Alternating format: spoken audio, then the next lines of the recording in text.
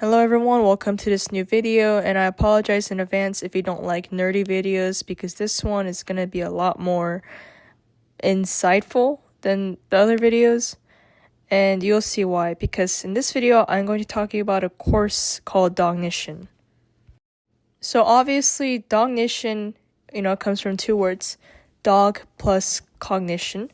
And it's a science assessment and is designed to study about a dog's cognitive style across empathy, communication, their cunningness, memory, and reasoning.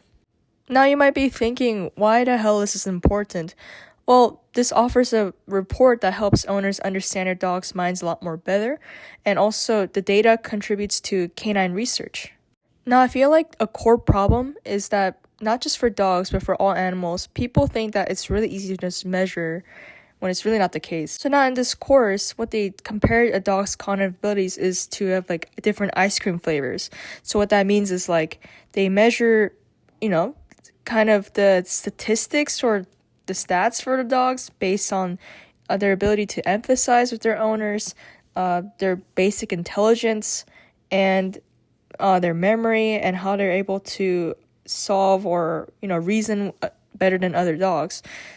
And you might be wondering, well, why the hell is that even important? Well, why that's important is because, we can use this information to further find usage for animals in the future, obviously in humane ways.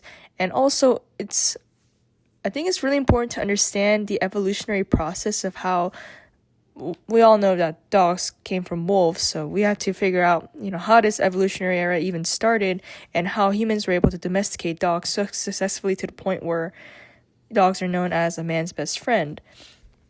And another thing I learned from this course is that measuring intelligence isn't just how logical the animal or person is or how fast it can problem solve, but there's a lot of variety when it comes to different types of intelligence. Like I said earlier, empathy was one, communication, and also reasoning and memory also comes into play. But it's not just those core values. There's a lot more to it than what most people think. And I think it's like an arrogance that we have to overlook and actually become knowledgeable in a sense where we understand that animals and humans do think alike most of the time, and I feel like most cases animals do a better job of communicating to us than us trying to understand them.